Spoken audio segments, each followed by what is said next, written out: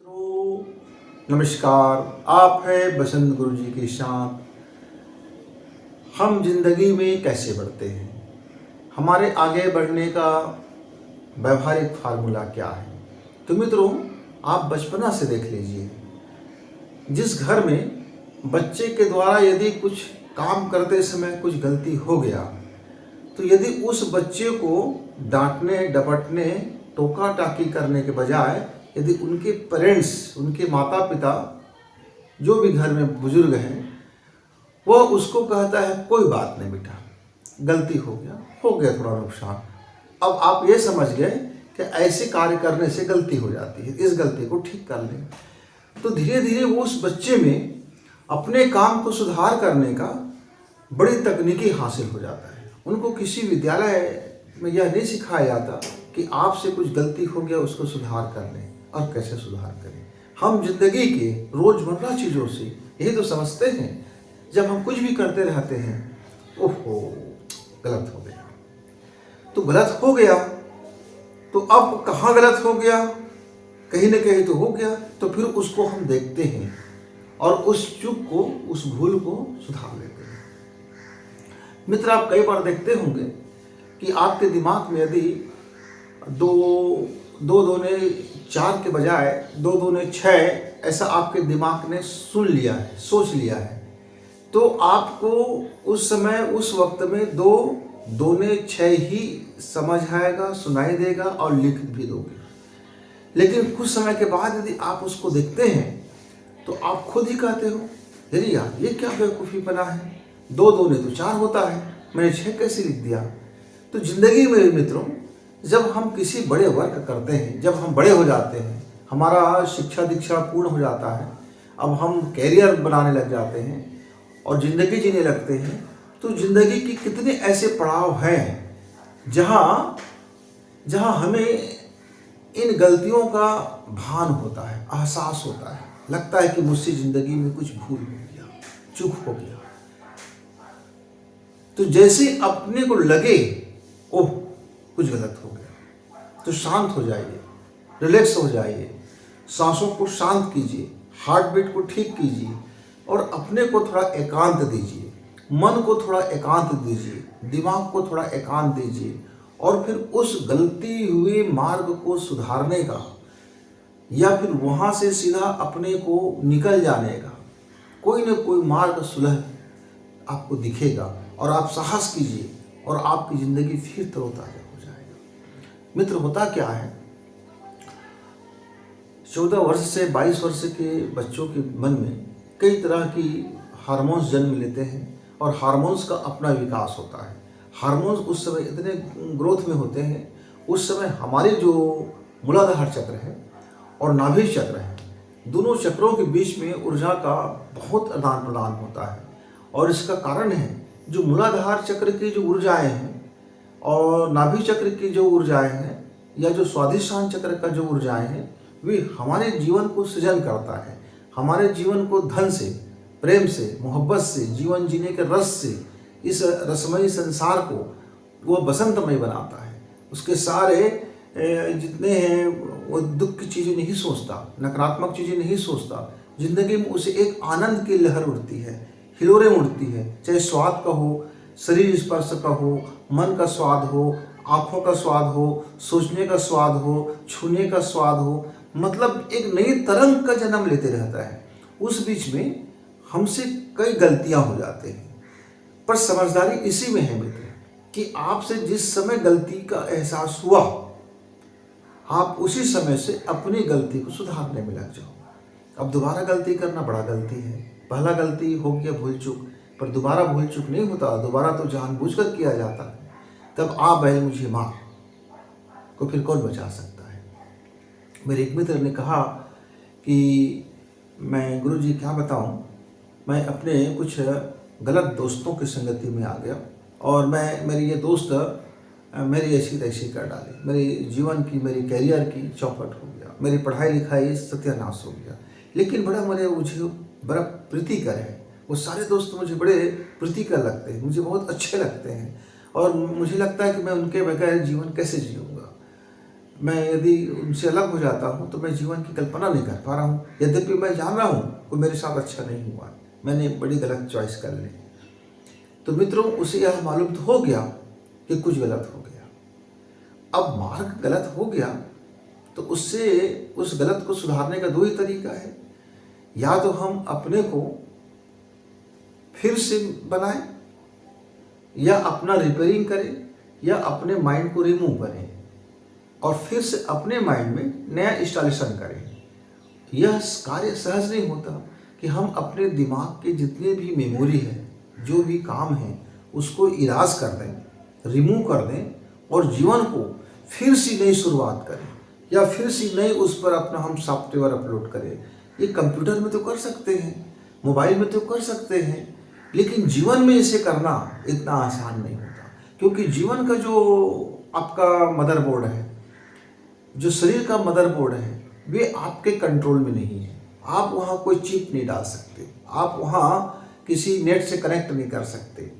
आपको जरूरी नहीं है कि आपको कोई ऐसा मिल जाए जो आपको फॉर्मेट कर दे और फिर नया उस पर विंडो डाल दे और फिर नए सारे सॉफ्टवेयर अपलोड कर दे। इतना आसान तो होता नहीं है।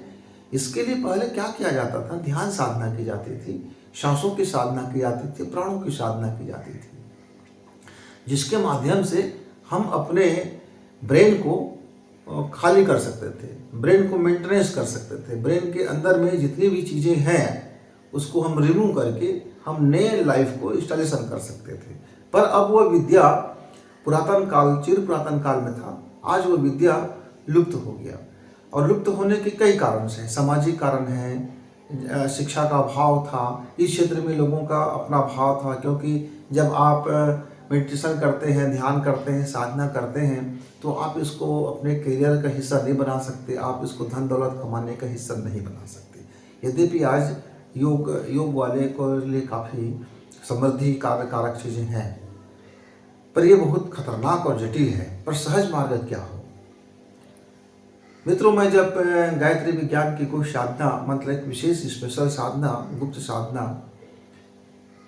जब मैं कर रहा था, तब हमने ये सीखा कि अपने मस्तिष्क को, अपने ब्रेन को किस तरह से उसके अंदर में तमाम मेमोरी को, और जो घटनाएं हो गया, जो जीवन में खलिश पैदा कर रहे हैं, जो जीवन को तकलीफ दे रहे हैं, जो जीवन में न जाने क्या क्या हमें बना देता है, हम कैसे उसको इराज करें, कैसे हम उस मेमोरी को रिमूव करें और फिर अपने को कैसा नया कर लें। हर व्यक्ति में डबल पर्सनालिटी होता है, इस चीज़ को आप समझ जाइए। सामान्य अवस्था में वो डबल पर्सनालिटी हमें समझ नहीं आता, लेकिन जब ये असामान्य होने लगता है तब मनुष्यों को ये दिखने लगता है कि इस बच्चे में डबल पर्सनालिटी या फिर डिसऑर्डर हो गया है। यानी कुछ चीज़ें भूल जाते हैं, कुछ गलतियां कर लेते हैं, और उस गलती को गलती के एहसास नहीं होता, उस गलती में उसको आनंद आता है, उसे लगता है कि यही सही है, वो अपना विवेक खो चुका होता है। तो ये डबल पर्सनालिटी में होता क्या है? अभी आप एक अच्छे आदमी हो, कुछ समय के बाद आपके अंदर में एक दूसरा आदमी, जो आपकी अतृप्त इच्छाएं हैं, अतृप्त भावनाएं हैं, या गुप्त भावनाएं हैं, या फिर चादर के अंदर में ओढ़ कर की जो सोचने वाली भावनाएं हैं, जो इमेजिंग है, जो आपके मन गुदगुदा रहा है, जो आपके अंदर में आपने ख्वाबो ख्याल में इमेज कर लिया है, वो आपके जीवन में प्रकट हो जाता है।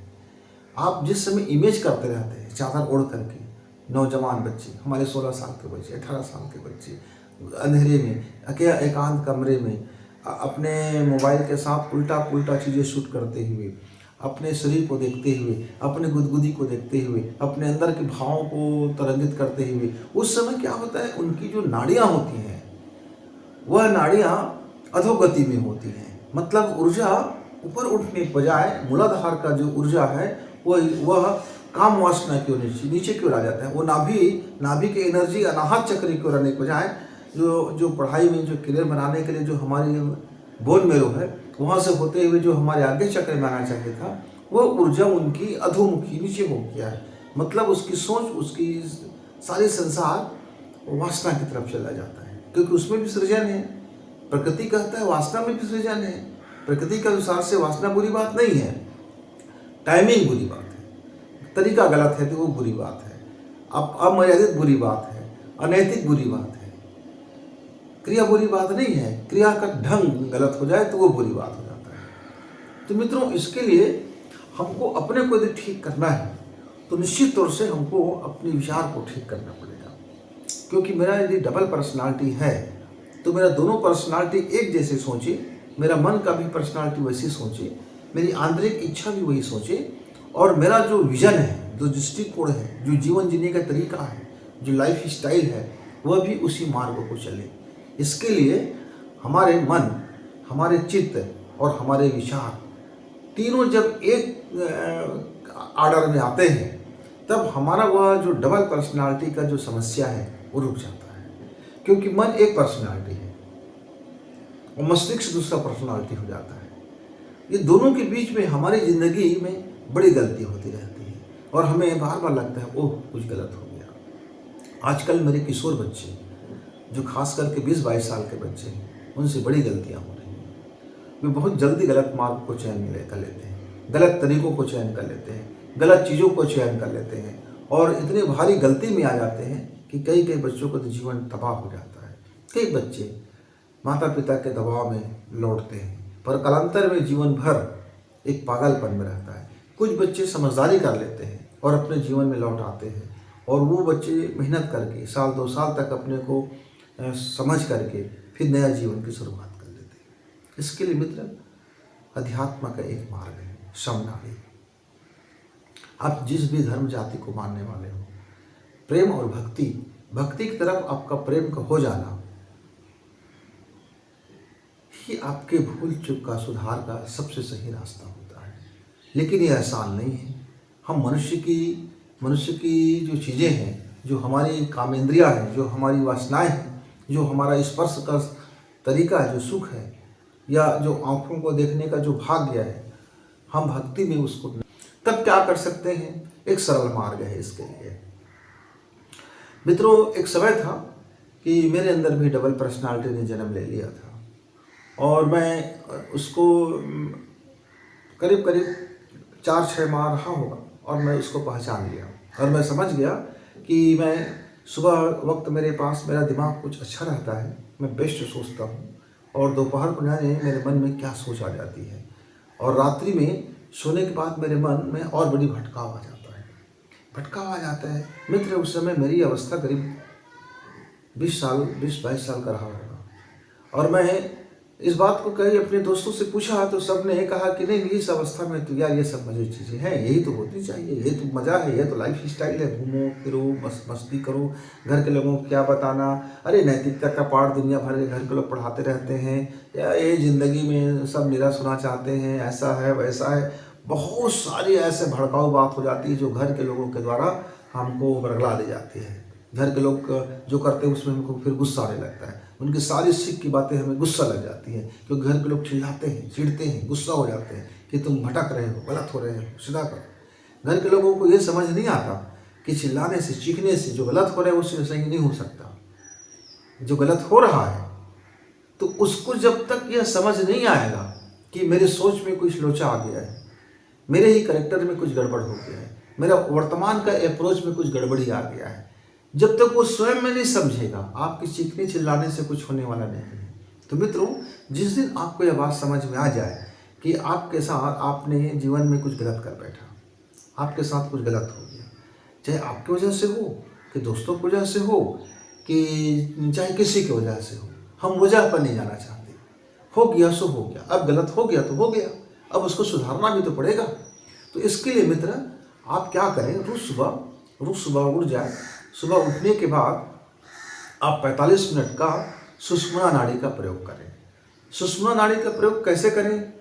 जिससे हमारा हार्ट बीट नॉर्मल हो जाए, हमारा डबल पर्सनालिटी सीधा हो जाए, हमसे जीवन में जो भूल चूक हो रहा है वो अब रुक जाए और हम नए जीवन को ग्रहण कर लें, हम नए रास्ता को चयन कर लें, उत्तम रास्ता को चयन कर लें, हमारा जो वास्तविक प्रतिभा है वो निखर जाए, हमारे अंदर की जो दक्षता है वो शानदार हो जाए। क्योंकि अक्सर हमारे मित्र ये बात सुनी होता है जिसके कारण वो डर जाते हैं कि अध्यात्म मतलब धर्म, अध्यात्म मतलब जीवन का अंतिम पड़ाव और उसमें फिर भक्ति करना पड़ेगा, भजन गाना पड़ेगा, पूजन करना पड़ेगा, कंठी माला लेके जपना पड़ेगा, संन्यास हो जाना पड़ेगा, साधु भी बन जाना पड़ेगा, साधु हो जाना पड़ेगा, फिर घर गृहस्थी का तो गया, फिर करियर का तो गया, फिर मेरे जीवन का तो गया। इसलिए बच्चे जरा जैसे ही अध्यात्म का नाम सुनते हैं, धर्म का नाम सुनते हैं, तो फिर पूजा पाठ, अगरबत्ती, धूप बत्ती और फूल माला, नारियल और चढ़ावे और घंटी बजाना और तमाम तरह की आयोजन होना, ऐसा समझ लेते हैं। आजकल तो बड़ी बड़ी डीजे में आजकल भक्ति हो रहा है, डांस भक्ति हो रहा है। बस एक शौक है डांस करने का, तो एक कोई भड़कते फड़कते भजन लगा लेते और फिर डांस करने में लग जाते। Seat seat seat. तो मित्रों यहाँ हम आपसे जो कह रहे हैं वो कोई डीजे वाली भक्ति नहीं है, कोई डीजे वाली बातें नहीं है। बहुत सिंपल सी बात है। यदि आपके साथ जीवन में भूल चूक हो गया है, कारण कुछ भी हो, सुधार लेना, सुधार करके आगे बढ़ना ही तो सफलता है। सुधार लीजिए और आगे बढ़ जाइए। तो साहस कहाँ से आए? हमारे एनर्जी को कौन ठीक करे? हमारे अंदर की जो गलतियाँ उसको रिमूव कौन करे? हमारे अंदर में नए फॉर्मेट करके शानदार चीज़ें और सॉफ्टवेयर कौन डाल दे? तो एक ही चीज़ है, सम सांसों का योग। और सम सांसों का योग और खाली सांसों का ध्यान। अब ये सम सांसों का योग और खाली सांसों का ध्यान क्या है? कहने में तो बड़ी सहज है। सम सांसों का योग मतलब ये होता है कि हमारी दोनों सांसों का योग हम कर लें, हम जोड़ लें, उसके शरण में आ जाए। अच्छा, खाली सांसों का ध्यान क्या है? कि जब सांसें हमारे ना हों तब तो हमारे हार्ट धड़केगा नहीं, फेफड़ा चलेगी नहीं, तब तो फिर हम मृतक समान हो जाएंगे। तो डर लग जाता है। नहीं मित्र, बिल्कुल सामान्य बातें हैं। हम इसको ऐसे कर सकते हैं। यदि जो मित्र मेरा अपनी ज़िंदगी में लौटना चाहता है, जो अपनी गलती सुधारना चाहता है, करियर में गलती हो गया, जीवन में गलती हो गया, किसी पार्टनर से गलती हो गया, दोस्तों से गलती हो गया, लव अफेयर हो गया, चॉइस करने में गलती हो गया, वगैरह वगैरह, जितने भी गलतियां हैं यह अवस्था की 16 साल से 25 साल की अवस्था के जो बच्चों की जितनी भी गलतियां हैं, सारे गलतियों के लिए एक ही रामबाण उपाय है, वो है सम सांसों का योग। तो आइए इसे 5 मिनट 7 मिनट करके हम आपको बताते हैं। बहुत आसान है। आप थोड़ी सी इस पर यदि काम करें तो जीवन में नया होगा और सारी गलतियों का सुधार होता हो जाएगा। जो नुकसान हो गया है उसकी भरपाई तो नहीं होगा, पर भविष्य में आप नुकसान से बच सकते हो, भविष्य में गलतियों से बच सकते हो। तो क्या करना होगा? सुबह उठना होगा। यानी जब भी आपका सुबह हो जाता है, शहर के बच्चे को सुबह 10-11 बजे होते हैं, गाँव के बच्चे को सुबह 6 बजे होते हैं, और हमारे बुजुर्गों का सुबह 4 बजे हो जाता है। पर मेरी सुबह 7 बजे होती है। मैं 6 बजे मेरी सुबह हो जाती है, 5-6 बजे हमारी सुबह होती है। तो मित्रों, सुबह उठ जाना, फ्रेश हो जाना। जितना भी आपका कब्ज है तो परेशान मत होना, नहीं है तो भी परेशान मत होना। आधा 1 गिलास पानी पीना और फिर शौच के लिए चले जाना। वहाँ से आना, आप दोनों हथेली को जरा से रगड़ेंगे और रगड़ते हुए धीरे धीरे भावना करेंगे कि आपके जीवन की दिव्यता प्रकट हो रहा है। देखिए, ये आपकी हथेली है, आपने इस तरह से कर लिया और धीरे धीरे इसको रगड़ेंगे और बस यही भाव करेंगे कि आपके जीवन की दिव्यता प्रकट हो रहा है, आपके जीवन में दिव्यता आ रहा है, आपके जीवन में अद्भुत शक्तियाँ प्रकट हो रही हैं, आपके जीवन का रहस्य खुल रहा है, आपके जीवन की सफलताएं प्रकट हो रही है, आपका जीवन सुंदर हो रहा है। आपका जब मैं करूँ तो आप मेरा जीवन कहेंगे, मेरा जीवन सुंदर हो रहा है, मेरा दिव्यता प्रकट हो रहा है, मेरे जीवन की रहस्य प्रकट हो रहे हैं। और धीरे धीरे रगड़ेंगे, ऐसा इतना रगड़ हो कि इसमें से आवाज़ ना निकले और ये आपका अलग भी ना हो, बिल्कुल एक दूसरे को बारीक से स्पर्श करते हुए, गुदगुदी वाला स्पर्श करते हुए, रोमांच वाला स्पर्श के साथ आपको रगड़ना है। ऐसा रगड़ना नहीं है, ऐसा रोमांच वाली स्पर्श करते रहना है और आपकी अनुभूति करते रहना है। अब ये 5 मिनट तक आप इस क्रिया योग को कर लेने के बाद आप क्या करेंगे? इस तरह से हाथ बांधेंगे और गोदी में रखेंगे। अब देखिए, दोनों नाकें आपका अब सम हो चुका है, दोनों सांसें आपकी सम हो चुका है। इस प्रयोग करते ही हमारी दोनों नाकें तैयार है अब सम योग करने के लिए। अब हम क्या करेंगे? ये जो जब हम इसको सांस को धीरे धीरे खींचेंगे तो ये जो नाक की नथुना है, आप यहाँ अपना ध्यान टिकाने की कोशिश करना, यहाँ टिकाना।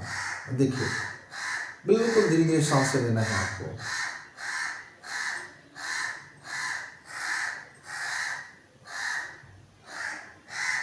अब इतनी धीरे सांसें लेना है कि सांसों की आवाज ना आए। ऐसे नहीं करना है, ऐसे नहीं, धीरे धीरे सांस आप लेते जाइए, पेट में भरते जाइए। जैसे आपका पेट भर गया अब आप यहाँ कंठ को रोक दीजिए, ऐसे करके थोड़ा दबाव डालेंगे तो आपका कंठ रुक जाएगा।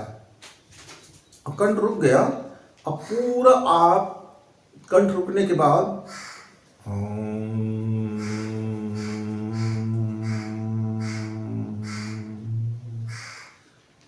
इस तरह से ओम करेंगे।